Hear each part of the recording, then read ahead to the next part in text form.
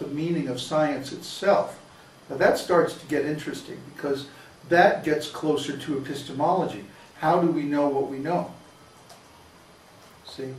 And it's always been, I've always been suspect that we don't really know what we think we know. And experience has proven, because if you try to discuss with somebody about these ideas of creation and evolution and stuff like this, you find that oftentimes they can't support their opinions at all. They have no idea actually what they're talking about. Oh yeah, evolution is true. Yeah, we came from monkeys. Mm-hmm. But then, can you prove it? Well, no. So if you hack at them a little bit, if you chop at their philosophy a little bit, you'll often find very quickly that they come to the end of their knowledge, so-called knowledge, and then one of two things is going to happen. Either they're going to get mad at you and try to drive you away, or they're going to go, oh, gulp, well, duh, maybe I don't know. Well, what do you think? You see, somehow you have to bring them to that point of asking for information. Then you can preach to them. Otherwise, it's a waste of breath. That's been my experience anyway. So just like when we go and gave these courses in Mexico City, we were getting 20, 30, 40 people in the course. But, I mean, it was worse than this. Nobody understood what we were talking about.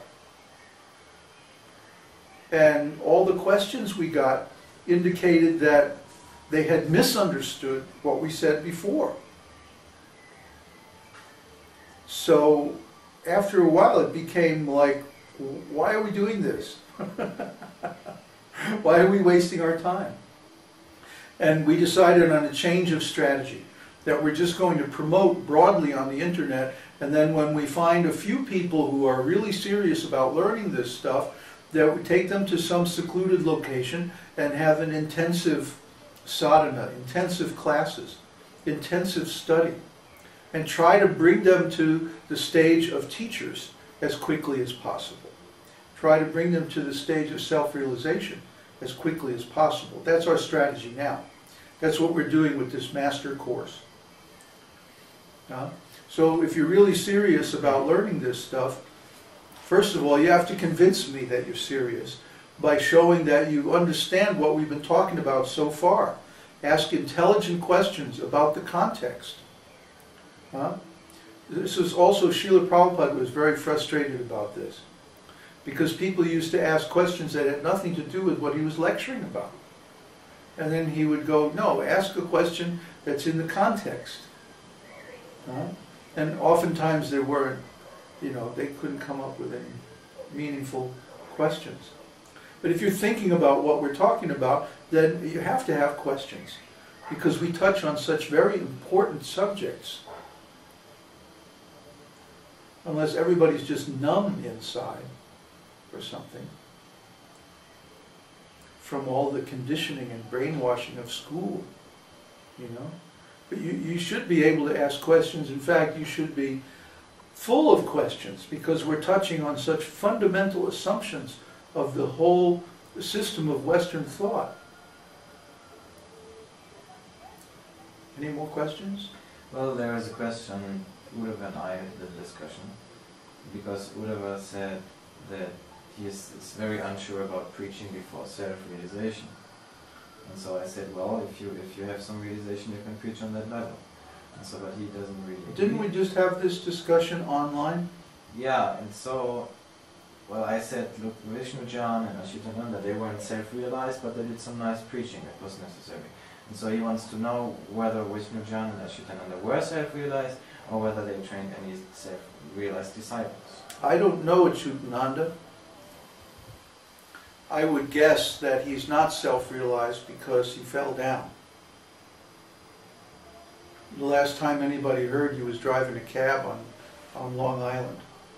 So, but that doesn't mean anything. The what is significant is that he has stopped preaching. He doesn't have a website, you know, he's dropped out completely. Vishnu John, of course, I believe that he was self-realized. I think he had love of Godhead. He acted like someone who had love of Godhead. And he didn't fall down. No? But he was placed in a very awkward position because there were people trying to prove that he was fallen. And also he knew things about the people who were who became his enemies. He knew things about their past that would discredit them. So somehow or other he was taken out of this material world.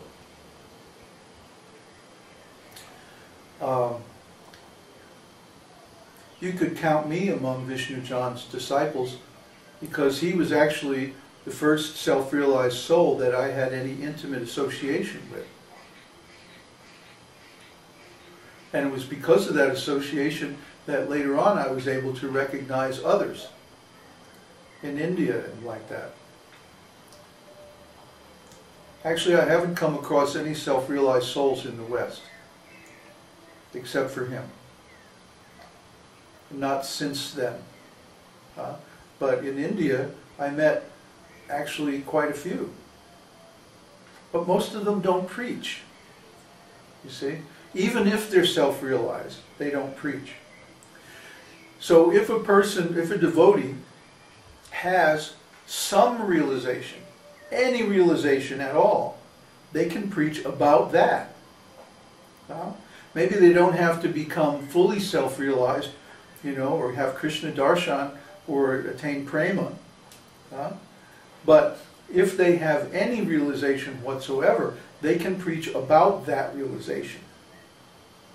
They don't have to wait until they attain full self-realization.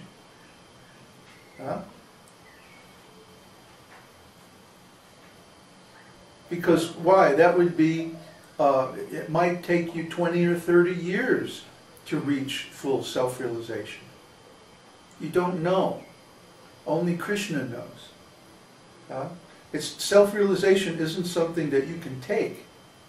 It has to be given by Krishna.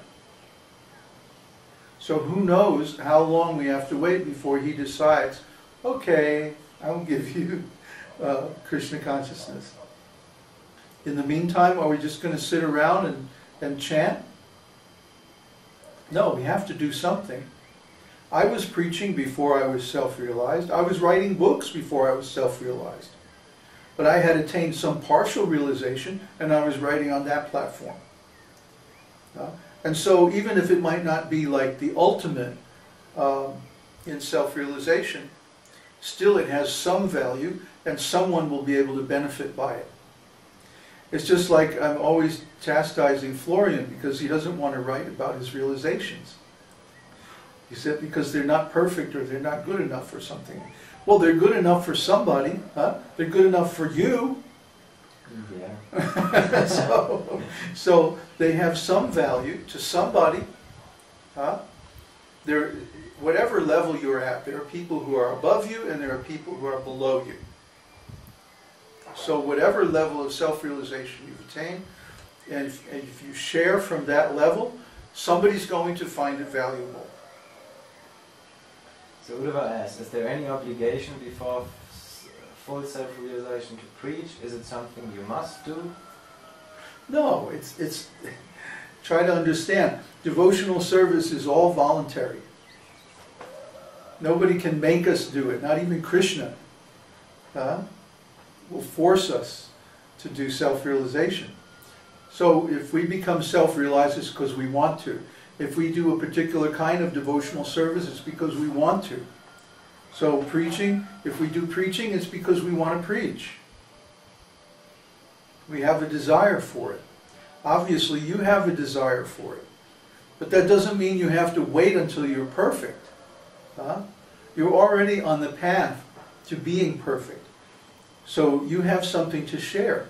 At least you can share from that desire of wanting to be perfect. How many people have that? That's a rare thing in itself. Just because you haven't completed the process yet, that doesn't mean you can't preach. Of course you can. There's so many things that you have realized. Even if you haven't realized the topmost thing, there's a lot of things you have, so you can preach from that. Here he says, I'm scared knowing how blind I am. Blind man bleeding blind man. I can point them to you and like that. Well, does that mean I have to do all the work?